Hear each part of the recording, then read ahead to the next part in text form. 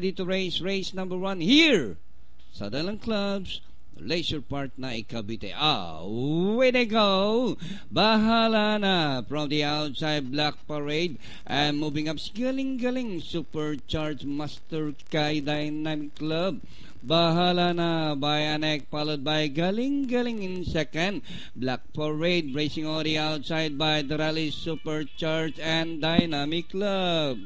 As they race the last 500, bahala na by Anek, galing Black Parade is on the outside and on the inside for Supercharged and Must Dynamic Club. As they race the final corner, bahala na by Alenkana, Black Parade on the outside, galing and Supercharged on the inside. Last 150, bahala na, Black Parade is on the outside.